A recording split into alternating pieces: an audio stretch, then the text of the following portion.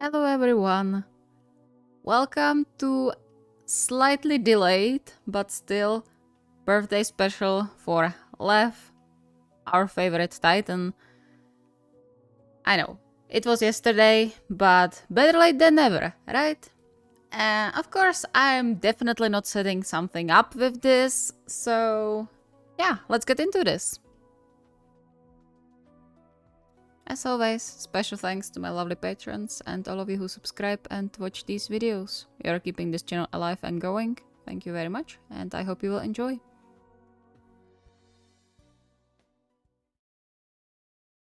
Are you sure you can't make it this year? A soft sigh sounded on the other end of the line, piercing Clev's heart like an invisible arrow. He knew well what that sigh meant, but that didn't make it easier to digest the sad fact. I'm sorry, Lev. You know I would love to be there with you, and not only because of your birthday, but it's difficult to get out of here right now. Lev knew all of that.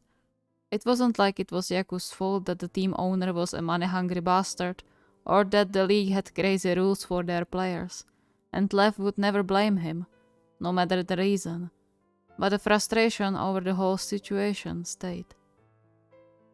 As if it wasn't enough, he still had to stay under the 24/7 surveillance of his bodyguard team, all while Yaku was staying away, without any sort of protection. Lev? Huh? Oh, sorry. I was thinking. Are you upset? Lev paused upon hearing the unfamiliar uncertainty in Yaku's voice that didn't fit him at all, before realization hit him like a brick. Lev, you absolute dumbass. Oh, no, of course not. Not with you, at least. Just with the whole thing, you know? I was looking forward to seeing you. Yeah, me too. I promise I'll try to make it at least on the 31st or at the start of November. Better late than never, right? In this case, definitely. But please be careful, okay? And not just because of the whole stalker thing. I don't want you to get fired because of me. No worries. I'm sure some Division 2 team would take me if I had to go back to Japan. You wouldn't mind that? You mean going from Super League to Division 2? Not really. As long as I can play volleyball, I'm content. And I would be closer to you that way. Lev's heart melted. Of course, he had no intention of pushing Yaku to change teams for his sake. Not after he managed to convince him to go for the Russian League all those years ago when the offer came. But hearing Yaku, the rumored demon senpai, saying he would give up his prestigious team to be close to him was heartwarming. I'd love that too. But please, don't throw away your dream for me. I'm happy as long as you are happy. And don't worry about the birthday. Just come home for a few days. Doesn't matter when. The sound of Yaku's soft chuckle felt like a balm on his mind. I will do my best. He became serious again. Take care of yourself, okay? And be careful. Maybe even more than before. I know. Nakamura-san already warned me. See you soon, then? See you soon. Love you, you Titan. The call ended before Lev could say love you back, but Yaku knew that anyway. Sighing, Lev slumped on the couch, the frustration and exhaustion from the last week settling in. He hoped at least he could relax during his birthday with Yaku by his side, or rather in his arms, but even that little wasn't given to him. This isn't fair, none of it. In the last 3 months, they spent barely a week together, and Lev was starting to get lonely. He missed Yaku all the time, now perhaps even more than when they were just boyfriends. On the other hand, there was no sign of danger from the potential stalker the whole time Yaku was away. except for 2 letters coming into the mail he just handed to his security manager without reading them. At least the distance is good for something. He sighed again and rubbed his face, trying his hardest to convince himself that him bringing Yaku back to Japan wasn't putting him in a potential danger. He would never forgive himself if that was the case. I'll just have to keep my eyes open, I guess.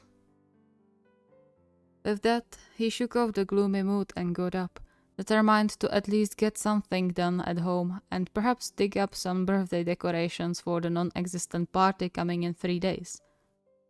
At least that way, he could keep his mind occupied instead of thinking of the upcoming disappointment.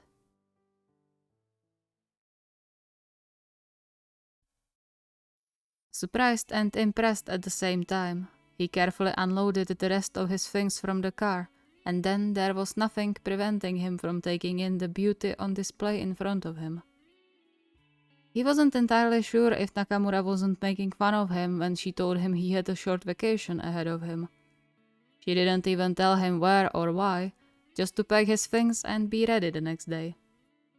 And now, here he was, in the middle of nowhere, in front of the most cozy-looking cottage he had ever seen. All that topped the view on a little, crystal-clear lake in which 2 giant weeping willows watched their reflections. He even spotted a patio with a seating area, as well as a table with a few chairs in a curious-looking gazebo right by the lake. And most importantly, it was peaceful. No cars, no noise pollution. Just the sounds of the forest and the soft rustling of water. A fairy tale getaway place if he had ever seen one. It's beautiful, but why am I here? Nakamura shrugged, already commanding the 2 bodyguards who arrived with them to their positions and tasks. Why not? It's your birthday today, isn't it? Take it as your birthday gift then. From you? A mysterious smile curled the woman's lips. No, my gift is that you won't have to worry about anything here. No one knows where you are, and you can relax to your heart's content. Though, maybe just let the boys know if you have an idea to go skinny dipping or have some other night-related fun. We wouldn't want to traumatize the people who are keeping you alive, right? Lev furrowed his brow. Why would I do that? What do I know? I don't see into your head. And maybe you'll figure it out when you get inside. Wait, what? But Nakamura just waved her hand towards the cottage and left him standing there without a word of explanation. Fine, just keep me in the dark then. He grumbled under his breath, but then grabbed his bag and headed inside to get a better look at what was going to become his home for the next few days. Somehow, the inside looked exactly and not at all how he imagined it, but it was a nice-looking place indeed, the only thing missing to his content being Yaku. His shoulders slumped. I bet Mori would like it here. It's exactly his type of place. He didn't get to start feeling sad, however, as in the next second, someone tapped on his shoulder, startling him half to death. At least he managed not to yelp. You should have seen your face. Lev really wanted to be offended by the snicker behind his back, but his heart decided otherwise. He turned around, a wide smile curling his lips as he picked Yaku up and swirled him around, ignoring Yaku's sputtering. Let me down, you stupid skyscraper! Nope, I'm too happy to let you go. Still, he carefully put Yaku back down, but the smile didn't disappear from his face. On the contrary, only widened when Yaku tugged him down by the collar of his jacket for a kiss. How did you get here? I thought... You said you won't make it. Well, I did make it. It took a lot of calling, but it worked out quite well. He stood on his tiptoes to get another kiss. Do you like your birthday present? Huh? The vacation. Do you know how much work it took to plan this with Nakamura on such short notice? Wait, so that was your plan? Grinning, Yaku gently pushed him towards the main living area with a large couch and already lit fireplace. Yep, I thought you could use some getaway with all the stress you deal with these days. Lev could about melt there and then. He wrapped his arms around Yaku again, squeezing him to his chest as if his fiancée was about to disappear if he let go. You are the best present I could ask for. Thank you for putting so much effort into coming here. Smiling, Yaku hugged him back, nuzzling into the crook of his neck. Of course. I can't just miss your birthday unless I used all my options. Come on, let's get you settled and then I have a surprise for you. Even more surprises? You haven't seen anything yet.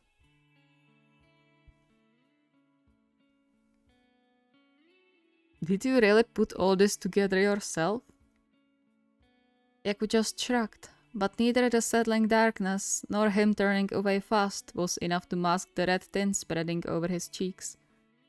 Besides, the silence was enough of an answer for Lev, who once again wondered how could anyone think Yaku was cold-hearted or nasty. It's been a long time since he met someone as caring as Yaku, even though the libero had his own way of showing it. All it took was take notes of the little things, and Lev was an expert in that. That said, the stuff in front of Lev right now, from the maid table to flowers and food, was anything but little. He didn't know where to look first, his mouth watering at the sight of the delicious-looking food. He would love their private dinner even if they stayed inside, but Yaku went a step further and set the lakeside table. And if that wasn't enough, Lev was sure the cooler by Yaku's feet contained the best cake he could imagine. Stop staring and sit down, I'm hungry. Lev chuckled but listened and settled opposite Yaku, reaching over the table to capture Yaku's hand. Thank you, Mori. You didn't have to do all that. I would be happy just to see you. Yaku paused. Would you, really? Of course. I told you, you are the best present I could ask for. Hugging you after so long, that's more than enough for me. This time, Yaku didn't even try to hide his blush, apparently too stunned to care about it. But before Lev opened his mouth to apologize for rambling again, a smile softened Yaku's face. He brought Lev's hand to his lips, leaving a fairly light kiss on his fingers. Then we should make the most out of the time we have, right? Lev shivered with anticipation, Nakamura's words resonating through his mind. I see now. Cheeky devil. So, wanna blow out your candles now? Huh? Already? I thought we were going to eat first. We can. But I have a plan for that, if you want. You just have to wait a bit. Lev whined quietly. Couldn't you say that before I sat down to all this?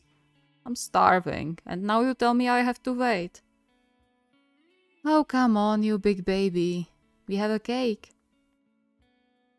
All previous injustice forgotten, Lev was sure his eyes had to start shining when he saw the beautiful cake Yaku put on the table, the soon ignited candle reading 25, illuminating their faces with a soft orange glow. Happy birthday, Lev. Letting out an excited squeal, Lev blew out the candle, making sure he didn't get any wax on the chocolate. The light disappeared briefly, but Yaku soon lit another set of candles, lighting the space up again. Not that I want to pry or anything, but that plan of yours, does it include the lake after dark? Yaku raised his eyebrow at the sudden question, glancing at the calm lake behind him. I mean, I can throw you there as a birthday shower if you want. No, that's not... Never mind, maybe it's for the better. I don't want us to get sick. Weakling. A cold bath is good for the immune system. Lev decided it was wiser to leave that without comment, and instead focused on the cake in front of him, barely restraining himself from pouncing at the whole thing. But being the well-mannered model and fiancé he was, he waited for Yaku to take the first bite before digging in, earning a loving eye roll. How many pieces fell victim to his hunger, he couldn't tell as he stopped counting at the third. But being with Yaku, talking and laughing as if there wasn't going to be several thousand kilometers between them again soon, was worth the potential stomach ache. The darkness soon covered them, only shooed away from the table by the candles. And yet, Yaku stayed silent about anything regarding the rest of the night. Lev could be patient when he wanted, and he tried. He did everything he could to stop himself from asking, until he couldn't wait anymore. But seriously though, what's the plan? Just wait and see? More. Nope, not telling. Before Lev could protest further, Yaku silenced him with a finger laid over his lips. Then he wordlessly nodded up, the soft smile on his face disappearing into shadows as he blew out the remaining candles. Lev followed the motion and held his breath when, through the glass roof of the gazebo, he spotted thousands of glimmering stars in the already dark skies, doubled by the reflection in the lake. He opened and closed his mouth a few times without a single word leaving it, but perhaps it was for the better. He could ruin the atmosphere if he started blabbering. Beautiful, isn't it? It is. I don't think I've ever seen so many stars before. He glanced back at Yaku. But even though it's stunning, it's nothing compared to you. Sweet talk. He didn't need light to know Yaku was blushing hard. And he loved it. Loved that he was able to pull those kinds of emotions and expressions from someone like Yaku. He paused when Yaku squeezed his hand, feeling some sort of unspoken urgency in the otherwise gentle touch.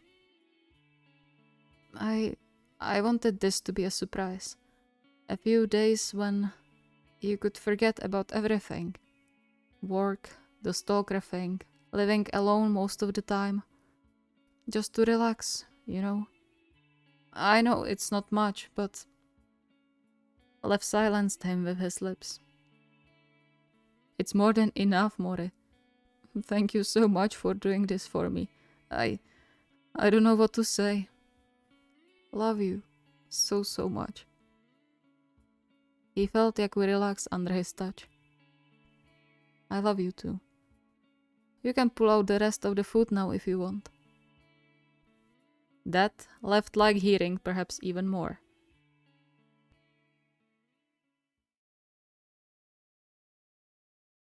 Thank you so much for watching. I hope you enjoyed. As you voted in the poll, this was very fluffy for my videos, but hey, I kinda enjoyed writing it. They deserve some fluff after all the stalker things I've put them through. It's not done yet, by the way, just so you know. Also, this is the last video of October, obviously, so next up is Nightmare November. I hope you are excited. If you have any requests or ideas, the request form is linked in the video description. See you next time.